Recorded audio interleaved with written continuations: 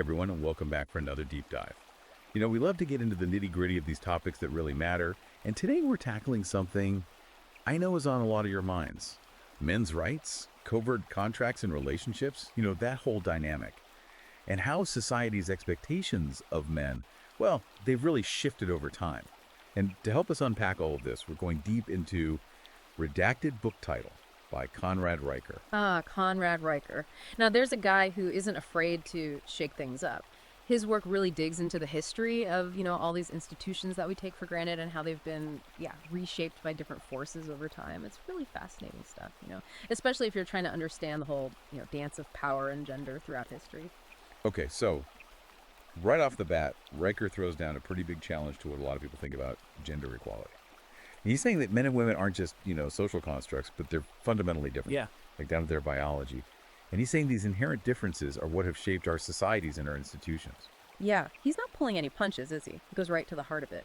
Riker argues that men, for example, they're biologically predisposed to risk-taking, which, back in the day, made them better suited for roles like soldiers or explorers. And this inherent difference, he says, explains why men still dominate in certain fields like construction and finance, even in today's world. So he's basically saying these differences aren't just something we've made up. They're actually hardwired into us. Yeah. How does he connect that to this idea of covert contracts and relationships, though? Well, Riker suggests that these biological differences, they've really shaped the traditional roles that men and women play in relationships and in families. That covert contract you mentioned, where men typically provide and protect and women nurture and care for the home. Well, he says that emerged from these inherent differences. It's not just some arbitrary thing somebody made up. It sounds like he's saying these contracts weren't just imposed by men. They were a natural outcome of how we're wired as men and women. Exactly. And he goes on to argue that trying to erase these differences or deny their significance, it can actually lead to a whole bunch of problems. The feminist movement, while it aimed for equality, it often ignored these fundamental differences. And that's led to a disruption of those traditional contracts and a lot of the tension we see in modern relationships. So is he saying men and women have different strengths and weaknesses, and trying to force them into the same mold is just creating more problems? That's the gist of it. And he argues that this push for equality, it often leads to situations where men are actually disadvantaged. He points to policies like affirmative action and gender quotas, which prioritize outcomes over merit and potentially harm men's opportunities in the process. It's almost like the pendulum has swung too far in the other direction, and now men are being penalized for their traditional strengths. He argues that this focus on equality of outcome instead of equality of opportunity, it can backfire. It creates new forms of discrimination. For example, in fields where men have traditionally excelled, like engineering or construction, Riker suggests that pushing for equal representation could lead to a decline in quality or efficiency. I can see how that would connect with the concerns of a lot of men's rights activists who feel like the system is rigged against them. Oh, absolutely. Riker's work really resonates with people who feel like they're being unfairly disadvantaged. And he doesn't shy away from discussing the impact of these societal shifts on men's mental health and well-being. Let's talk about that. How does he see these changes impacting men's mental health? Well, Riker argues that this constant portrayal of men as oppressors and the demonization of traditional masculinity, it's led to a rise in anxiety and depression among men. The rates of suicide among men are alarming, and he sees that as evidence of this crisis. It's almost like men are being told that just being a man is a problem. And that message is taking a toll on their mental health. It's a double bind, Men are told they need to be strong and stoic, but also sensitive and emotionally available. And that creates a paradox that's incredibly difficult to navigate. A lot of men end up feeling lost and unsure of who they're supposed to be. It's like they're being told to be John Wayne and Mr. Rogers at the same time. Yeah. No wonder so many guys are struggling. And he connects this double bind to the erosion of traditional male roles and institutions. The decline of fatherhood, for example, has deprived men of a sense of purpose and belonging. It's a huge loss. That makes sense. If men are told their traditional roles aren't valued anymore, of course they're going to feel lost and uncertain. And this crisis of masculinity, it's further fueled by the influence of feminist narratives. In the education system, in the media, and the workplace, Riker argues that men are constantly bombarded with messages that they're privileged, toxic, responsible for all the world's problems. It's relentless. Like they're the villains of the story no matter what they do. And that constant negativity has a profound impact on men's self-esteem, their sense of purpose. It's tough to deal with. So what's the way out of this mess? What does Riker suggest we do to address this crisis of masculinity and find some balance in the whole gender dynamic? He doesn't advocate for a rejection of traditional masculinity. He actually wants us to reevaluate it. He thinks there are valuable aspects of those traditional male roles and behaviors that we've demonized unfairly. So, not going back to the past, but finding a way to bring those positive aspects of masculinity into the modern world. Exactly. He encourages men to reclaim their strengths, their assertiveness, their leadership potential, but to do it in a way that's responsible, respectful, and aligned with their values. Being a good man in the 21st century, strong and capable, but also compassionate and empathetic. Now, that sounds like a goal worth striving for. And he emphasizes the importance of men supporting each other, creating communities where they can share experiences, learn from each other, build a sense of brotherhood, lifting each other up. That sounds a lot like the kind of community you find in the Red Pill movement. Yeah. Men coming together to support each other and challenge those dominant narratives about gender and relationships. There are definitely some parallels there. Riker's work, like the Red Pill philosophy, encourages men to be critical of the messages they're getting from society and to find their own path to masculinity, what works for them. Which brings us back to those covert contracts. How does Riker suggest men navigate those unspoken agreements in their relationships, especially now when traditional gender roles are being challenged left and right? He says the first step is awareness. You have to become aware of these contracts, to understand those underlying expectations that are often unspoken but so deeply ingrained. They're there even if we don't talk about them. So it's about being more conscious of what's going on in your relationship, understanding how those expectations are shaping how you interact with each other. Exactly. And once you're aware of these contracts, you can start to have honest conversations with your partner about what you both want and need from the relationship. It's about open communication, being honest about your expectations and desires, not letting those assumptions just fester and create problems down the line. Right. And he encourages men to be assertive in those conversations, to be clear about their needs and boundaries, and to not be afraid to negotiate a new contract that works for both partners. So it's not about men being the boss or dictating the terms. It's about finding a way to create a partnership that benefits both people and makes them both feel fulfilled. Exactly. Relationships are a two-way street. Both partners need to feel heard, respected, and valued. This is already giving me a lot to think about in my own relationships, how I can be more conscious of these covert contracts. It's fascinating. What's really interesting is that Riker also connects these personal dynamics to the larger societal forces that have shaped how we understand gender and power. He argues that feminist narratives, while well-intentioned, have often distorted history and created a very negative perception of men. Okay, let's dive into that. How does he see these feminist narratives impacting our understanding of history? Well, he challenges that feminist narrative that often portrays men as the villains of history and women as perpetual victims. He thinks it's a simplistic view that ignores the complexities of the past and the contributions that both men and women have made to society, It's not that black and white. So we need to be more nuanced in our understanding of history, recognizing that it's not just a story of oppressors and the oppressed. Exactly. He gives examples from history where men have fought for social justice, supported women's rights, made significant contributions to the arts, sciences, and culture. Men have done a lot of good too. It's not about denying that there have been injustices in the past, but recognizing that men have also played a positive role in shaping the world. Right. And he thinks this more balanced view of history is essential for understanding how complex gender relations are today. Yeah. That feminist narrative that focuses on male oppression, it's created a lot of resentment and distrust, and that undermines healthy relationships between men and women. It makes you think about the stories we tell ourselves about the past, and how those stories can really warp our perceptions of the present. He argues that this rewriting of history has a direct impact on how we view masculinity today. By portraying men as the villains of the past, the feminist narrative creates a sense of guilt and shame. That can be crippling for men who are just trying to figure out their own identity in the modern world. It's like they're told they're inherently bad or flawed just because they're men. That's a lot to carry around.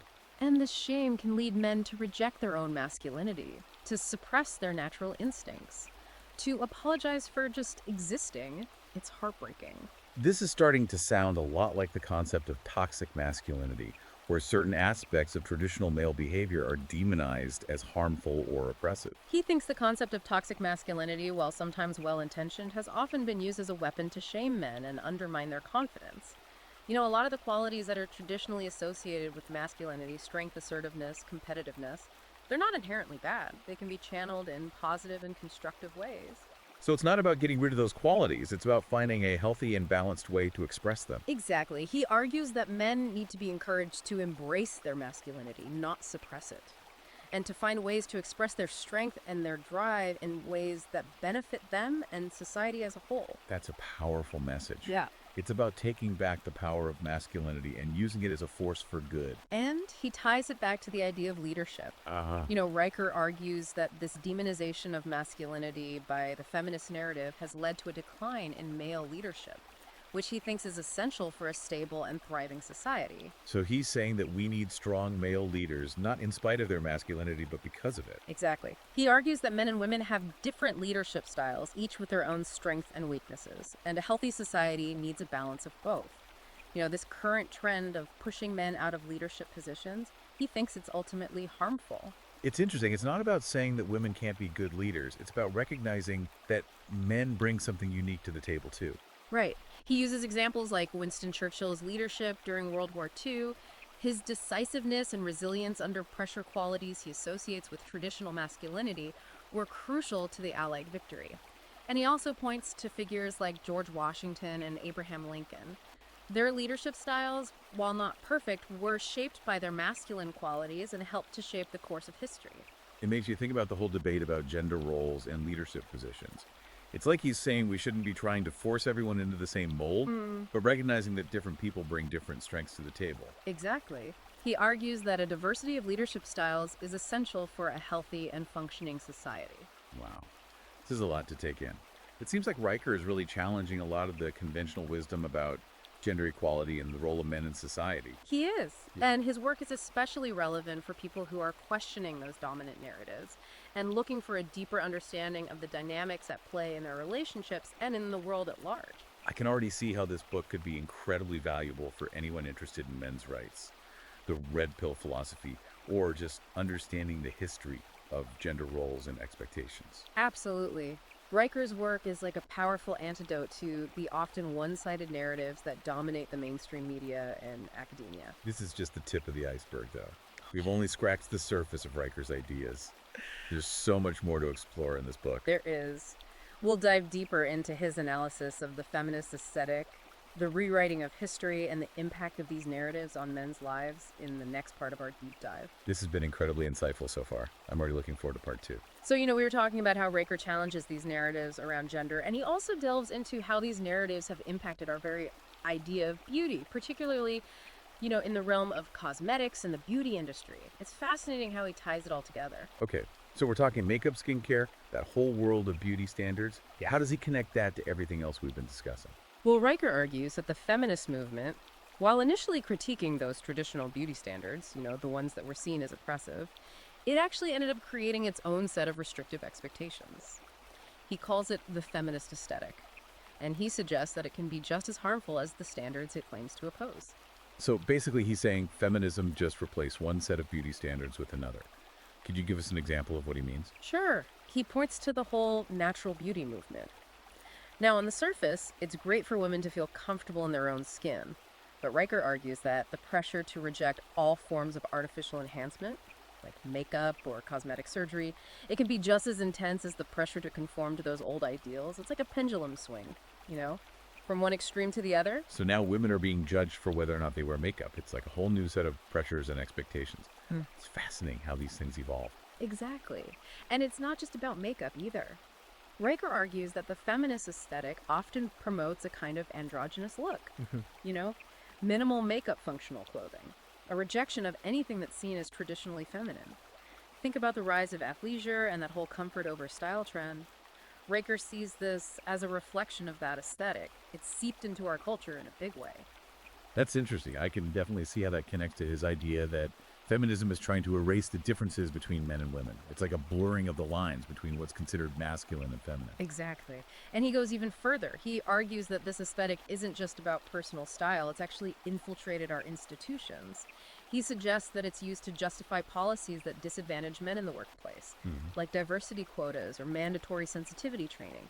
It's like a subtle form of discrimination. So men are being judged for not conforming to this new aesthetic, even in professional settings. It's like a whole new set of rules that they have to navigate.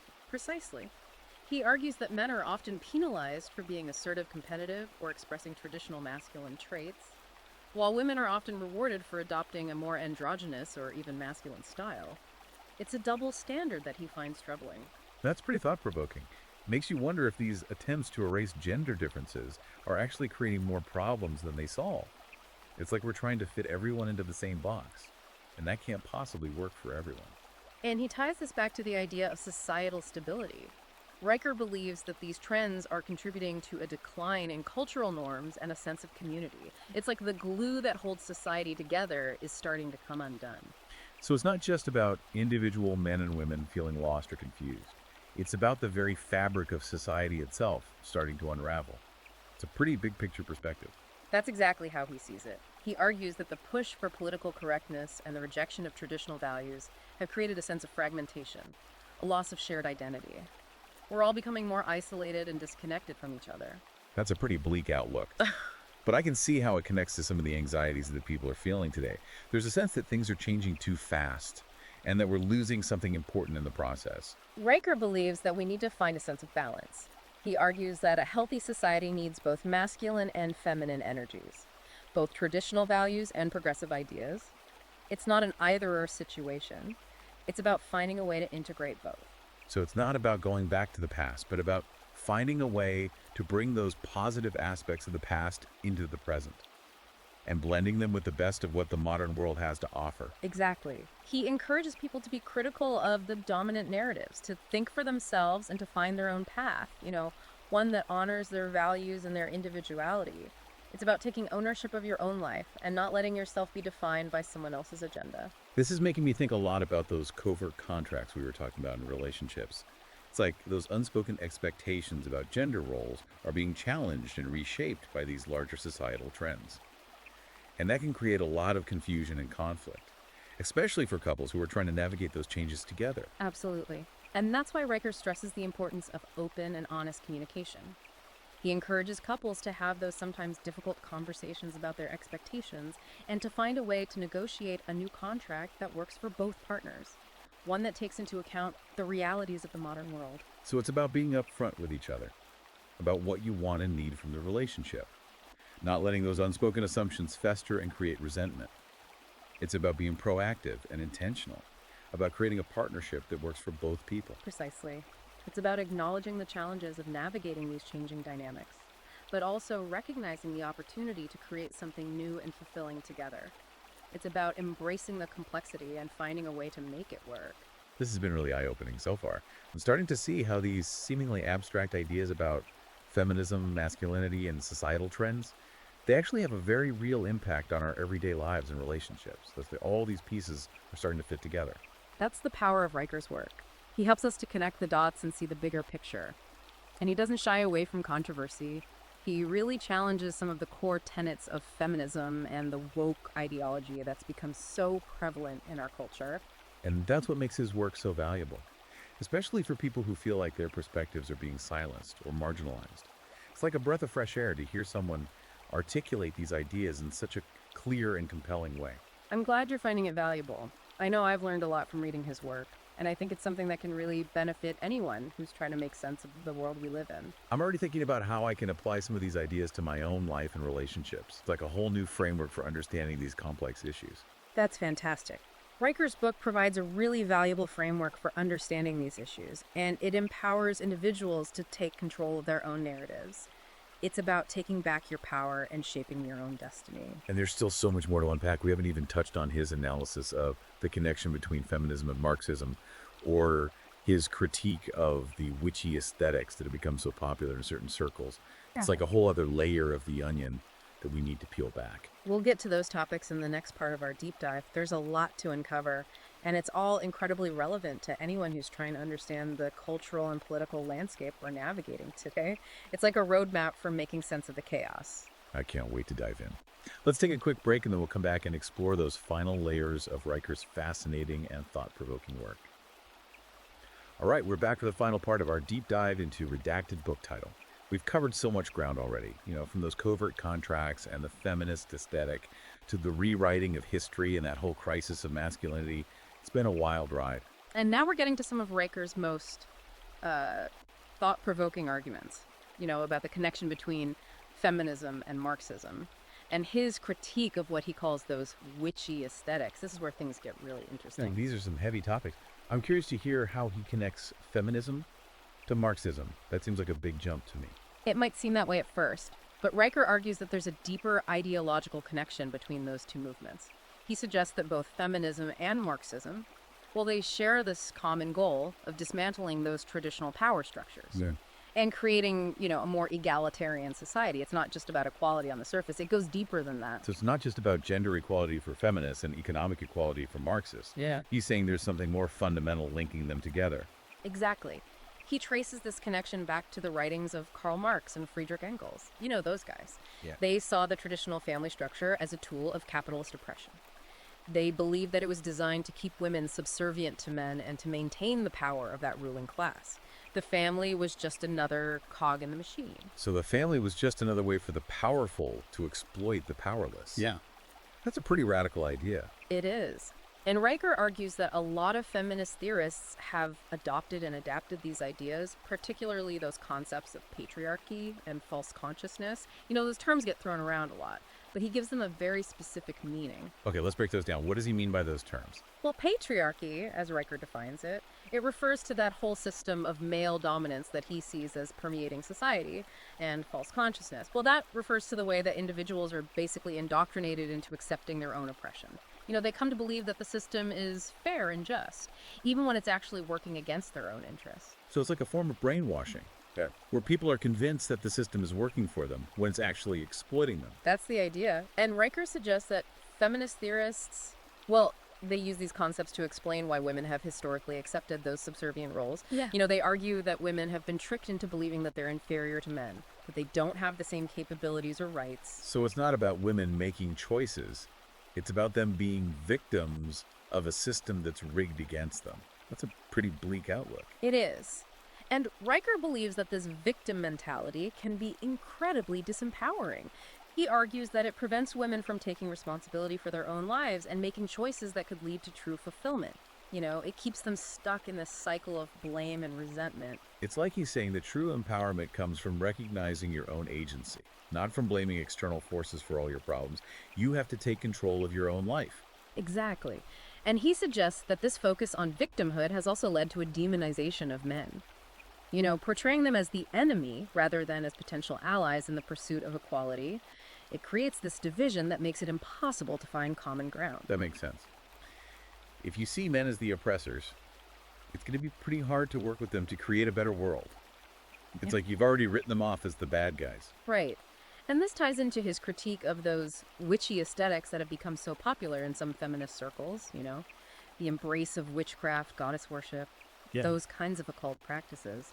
Riker argues that this reflects a deeper rejection of traditional values and a desire to overturn the existing power structures. It's a way of rebelling against the patriarchy. Okay, so he's not just talking about women wearing crystals or casting spells. He's saying there's a deeper ideological significance to this trend. Exactly. He sees it as a way for some feminists to reclaim power and to express their anger and frustration with men and with those traditional institutions. It's a way of saying, we're not going to play by your rules anymore. We're going to create our own power structure. So it's like a form of rebellion, a way of rejecting the old ways and embracing something new and different. And he argues that this trend is dangerous because it encourages a rejection of rationality and logic, replacing it with a more emotional and often irrational approach to social issues. It's like we're throwing out the Enlightenment and going back to the Dark Ages. It's like he's saying that this embrace of the occult is undermining critical thinking and leading to a more polarized and divisive society, where people are more interested in feeling righteous than in actually solving problems. And he also connects this trend to the rise of identity politics, suggesting that it's become a way for some feminists to reinforce that narrative of victimhood and to justify their anger and resentment towards men. It's all about who's been wronged and who owes who an apology. It's like they're using these practices to create a sense of us versus them. Rather than trying to find common ground and build bridges of understanding, it's like they've given up on dialogue and just want to fight. Right, and Riker encourages readers to be critical of this trend and to recognize that true empowerment, well, it comes from within, not from aligning yourself with a particular ideology or group identity. It's about finding your own strength, your own voice. It's about finding your own path, your own truth. and not being afraid to challenge the status quo, even if it means going against the grain of popular opinion. Exactly. And that brings us to Riker's ultimate message, which is a call for balance and integration. He believes that a healthy society, well, it needs both masculine and feminine energies, both traditional values and those progressive ideas. It's not about one side winning over the other. So it's not about men versus women or tradition versus progress. It's about finding a way to synthesize the best aspects of both to create a world that works for everyone. Exactly. He encourages readers to embrace their individuality, to challenge those dominant narratives, and to create a world that's more just, more compassionate, more fulfilling for everyone. It's a hopeful message, but it's also a challenging one. This has been an incredibly thought-provoking conversation. Riker's book really challenges us to think critically about the world around us and to question those assumptions that we often take for granted. It's not always comfortable, but it's always engaging. And if you're ready to dive deeper into these ideas and explore Riker's work for yourself, well, you can find Redacted Book Title on Amazon Kindle and Google Play Books. It's a book that will stay with you long after you finish reading it. This deep dive has definitely given me a lot to think about. I'm sure it's done the same for you. Remember, true empowerment comes from understanding all sides of the story. Keep questioning, keep exploring, and keep shaping your own narrative. Thanks for joining us, and we'll see you next time for another deep dive.